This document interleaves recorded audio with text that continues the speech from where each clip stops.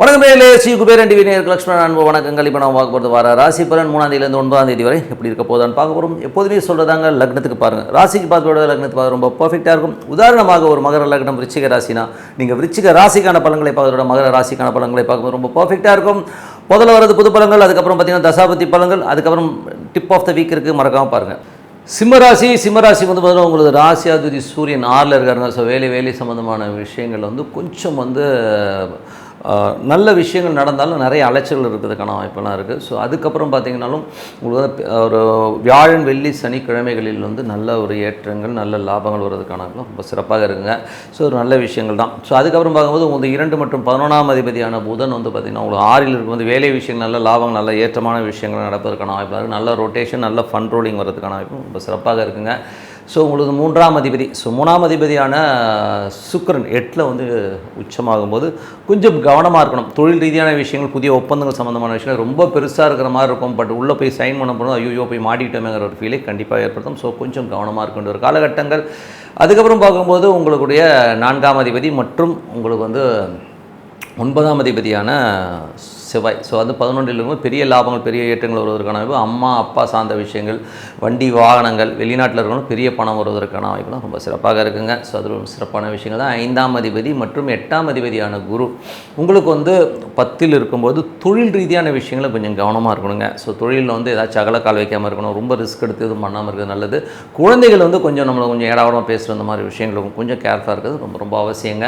So அதுக்கப்புறம் பார்க்கும்போது உங்களுடைய 6ஆம் அதிபதியான சனி வந்து 7ல் இருக்கும்போது கணவன் மனைவிக்கு நடுவில் வந்து பார்த்திங்கன்னா கொஞ்சம் சின்ன கருத்து பேதங்கள் அந்த மாதிரி விஷயங்கள் இருக்கும்.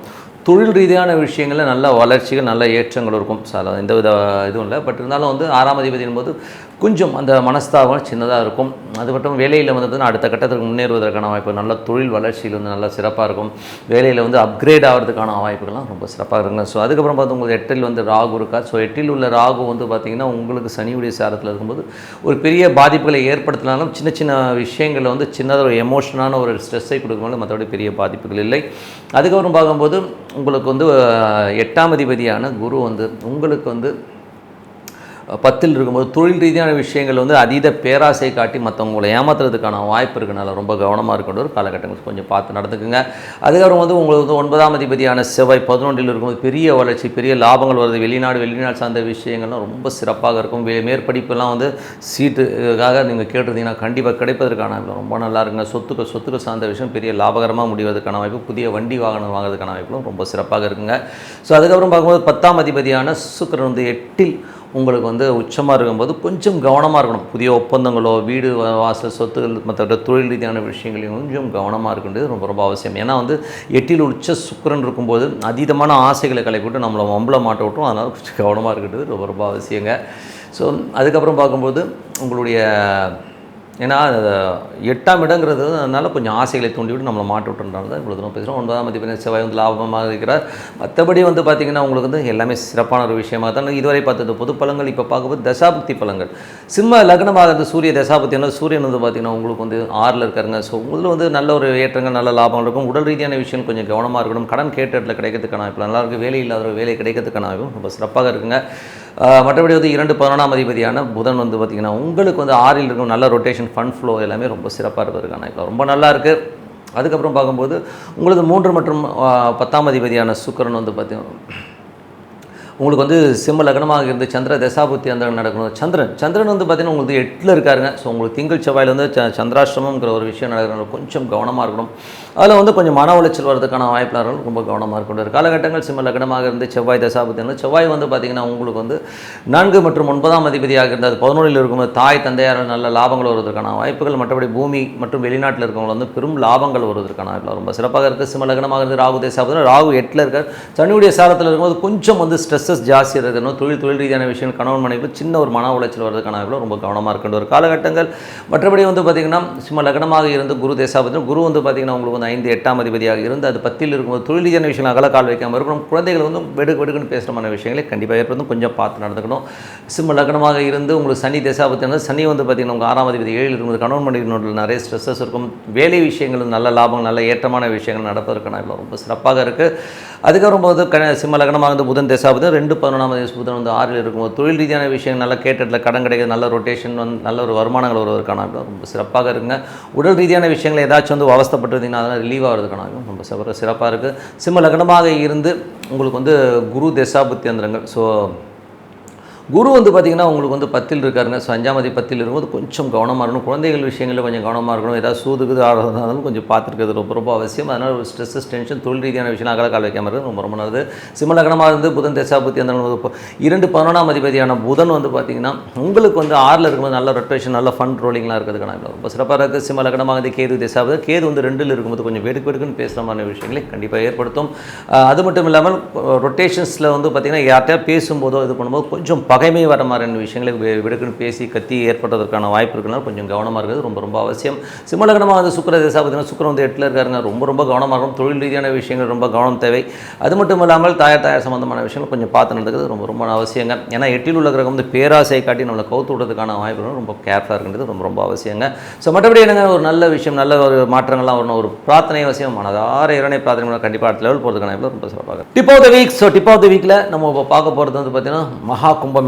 ஸோ மகா கும்பமேளாங்கிறது வந்து பார்த்திங்கன்னா 4 ஆண்டுகளுக்கு ஒரு முறை, 6 ஆண்டுகளுக்கு ஒரு முறை, 12 ஆண்டுகளுக்கு ஒரு முறை. அதுக்கப்புறம் பார்த்திங்கன்னா 144 வருஷத்துக்கு ஒரு முறை வந்து மகா கும்பமேளா. ஸோ இப்போ வந்து மகா கும்பமேளா நடந்துட்டுருக்கு. கிட்டத்தட்ட ஏகப்பட்ட அந்த உத்தரப்பிரதேசத்தில் பார்த்திங்கன்னா எங்கே பார்த்தாலும் மனித தலையாக இருக்கிற மாதிரி விஷயங்களே பண்ணி வச்சுருக்கதும் 3 நதிகள் சங்கமிக்கிற ஒரு இடத்துல வந்து நம்ம குளிக்கணும். குளித்தா அன்றைக்கி வந்து நமக்கு வந்து ஒரு நல்ல மோட்சம் கிடைக்கும். அன்றைக்கி வந்து குளிக்கிறவங்களாம் நல்லவனாக மாறிடுவான் அப்படிங்கிற எண்ணங்கள் வந்து எல்லாருமே பாவம் போயிடும்னு சொல்லிட்டு ஓடி போய் குளிக்க போயிருக்காங்க. அதில் வந்து பார்த்திங்கன்னா இதில் வந்து ஒரு பெரிய வியாபாரமும் இருக்குது. ஸோ ஒரு ஆன்மீகம்ங்கிறது வந்து அரசு சம்பந்தமான விஷயம் வந்து ஒரு பெரிய லாபமாக இருக்கிறது ஒரு யூட்டிலைஸ் பண்ணிப்பாங்க. அந்த காலத்துலலாம் வந்து ராஜாக்கள் வந்து என்ன பண்ணுவாங்கன்னா, ஒரு நிதி நமக்கு நெருக்கடி இருக்குது, நமக்கு வந்து பணம் சரியாக வரலன்னா ஒரு பெரிய ஆன்மீக கோயிலை கட்டுவாங்க. அந்த கோயிலில் வந்து எல்லோரும் கொண்டாந்து காசை கொட்டிடுவாங்க. ஸோ அந்த மாதிரி தான் இதுவும். இது வந்து பழங்கால கதையை ஒன்று சொல்கிறாங்க. என்ன கதை சொல்கிறாங்கன்னா, அந்த அமிர்தத்தை எடுத்துகிட்டு வரும்போது அப்படி சிந்தும் போது ஒரு 3 இடத்துல விழுந்துருச்சு. அந்த 3 இடத்துல வந்து விழுந்த இடம் தான் அந்தந்த இடம். ஸோ பிரயாகு இந்த மாதிரி இடங்களில் வந்தெல்லாம் விழுந்திருக்கு. அந்த 3 இடம் பார்த்திங்கன்னா எல்லாமே நார்த் இந்தியா தான் வந்து. சவுத் இந்தியாவில் ஒரு கோயிலில் கூட இல்லையே, ரொம்ப கஷ்டமாக இருக்குல்லங்க. ஸோ அதை வச்சு தான் வந்து இவங்க மகாமகம் அந்த குருவும் சூரியனும் வந்து ஒவ்வொரு இடத்துல வந்து மீட் ஆகிற இடத்த வந்து மகாமகமாக கொண்டாடிட்டு வராங்க. பட் இருந்தாலும் இது வந்து ப்ராக்டிக்கலாக வந்து இது வந்து எஸ்ஸா நோவா, இது வந்து பலன் கொடுக்காதாங்கிறது தான் நம்மளுடைய கேள்வி. ஸோ மகாமகம்ங்கிறது வந்து நீங்கள் சொல்கிற மாதிரி 144 வருஷத்துக்கு ஒரு வாட்டி சூப்பராக இருக்குன்னே வச்சுப்போம். நான் இல்லைன்னே சொல்ல, நான் அதுக்கு எதிரான ஆளே கிடையாது. பட்டு போகிற அத்தனை கோடி பேர்களுக்கும் பாவம் போயிருமா? யோசிச்சு பாருங்கள். அதெல்லாம் போகாதுங்க. ஏங்க நீங்கள் பண்ண கர்மாக்களை நீங்கள் தான். இப்போ சாமிக்கிட்ட போயிட்டு நான் முக்கூடலில் போய் குளிச்சுட்டு வந்துடுவேன், குளிச்சுட்டு வந்தால் எல்லா பாவமும் போயிருங்கிறது எவ்வளோ அம்பக்கான விஷயம். கர்மாங்கிறது வந்து நீங்கள் வந்து நிறைய கர்மாக்கள் இருக்குது. சிலது அனுபவித்து தீர்க்கிற கர்மா இருக்குது. அகோரிங்கெல்லாம் வந்து அங்கே நிற்கிறாங்க. ஸோ அவங்களாம் பெரிய ஆளுங்க, ஞானிகள். ஓகே, அவங்களுக்கு ஓகே. நீங்கள் ஏங்க போகிறீங்க? அவ்வளோ கூட்டம், அவ்வளோ கோடிக்கணக்கான ஒரு கக்கூஸ் வசதி கரெக்டாக இருக்காது, தண்ணி கரெக்டாக இருக்காது. நம்ம போயிட்டு 30 பேர் செத்து போயிட்டான். இந்த நெருக்கடி தேவையா? யோசிச்சு பாருங்கள். எங்கள் பக்கத்தில் எவ்வளோ பெருமாள் கோயில் வந்து விலைக்கேற்ற முடியாமல் இருக்குங்க. அங்கே ஒரு எண்ணெய் வாங்கி கொடுக்கலாம். பக்கத்தில் எவ்வளோ ஐயருங்க கஷ்டப்படுறாங்க. அங்கே போயிட்டு அவனுக்கு ஒரு 10 ரூபா போடவே மாட்டான். அந்த 1 ரூபா 2 ரூபா போடுற கேஸை நான் இன்றைக்கும் பார்க்குறேன். 1 ரூபா 2 ரூபா என்னங்க வாங்க முடியும்? மகாமகத்தில் போயிட்டு அவ்வளோ செலவு பண்ணிக்கிட்டீங்க. இந்த ஃப்ளைட்லேயும் ட்ரெயின்லேயும் போயிட்டு. நான் ஜோதிடன், சாமி இல்லைன்னு நான் சொல்லவே இல்லை, ஓகேங்களா? அதே மாதிரி நான் ஆன்மீகத்துக்கு வந்து எதிரானவன் கிடையாது. மகாமகம் முடிச்சாலும் அங்கே முக்கூடல் இருக்க தான் செய்யும். இதை பற்றி வந்து ஓஷோ வந்து ஒரு இடத்துல சொல்லியிருக்காருங்க.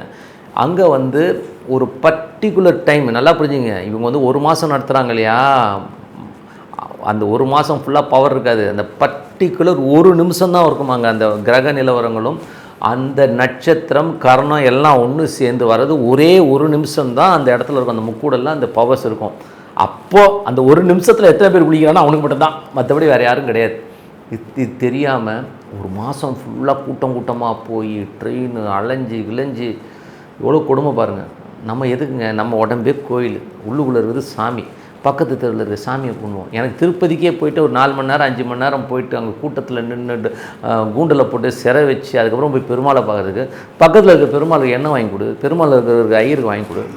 அதை விட்டுட்டு இது வந்து ஒரு தேவையில்லாத விஷயம் தான் நான் சொல்லுவேன். நான் ஏன் தேவையில்லாத விஷயம்னா, இவ்வளோ வருத்திக்கிட்டு சாமி கும்பிட சொல்லி எந்த சாமியும் சொல்ல, ஏதாச்சும் இருந்தால் சொல்லுங்கள். நீ மகாமகத்துக்கு வந்தால் தான் நீ செத்தா நீ வந்து சொர்க்கத்துக்கு போகணும் எந்த சாமியாக சொல்லிச்சா?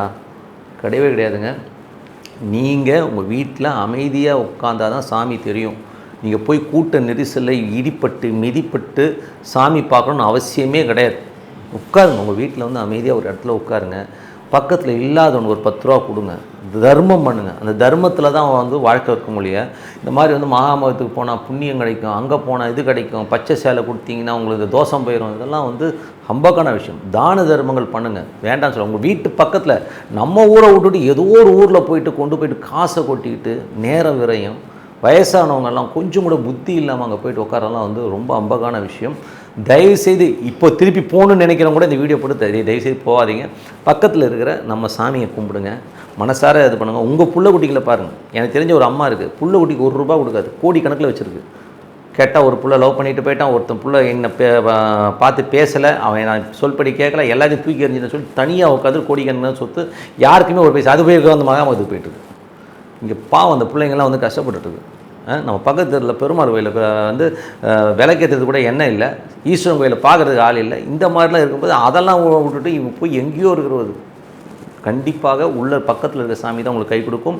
என்றைக்குமே சாமி கும்பிட்றது தான் 1 கிலோமீட்டர் 2 கிலோமீட்டருக்குள்ளே இருக்கிற சாமியை பிடிங்கன்னு தான் சொல்லிவிட்டு உங்களிடம் விடைபெறுது உங்கள் லக்ஷ்மி நாராயணன். நன்றி, வணக்கம். ஸ்ரீ குபேரன் டிவியை பார்த்தமைக்கு நன்றிகள். மேலும் இது போன்ற தகவல்களை தெரிந்து கொள்ள ஸ்ரீ குபேரன் டிவியை சப்ஸ்கிரைப் செய்யுங்கள். மறக்காமல் பெல் ஐக்கானை கிளிக் செய்யுங்கள்.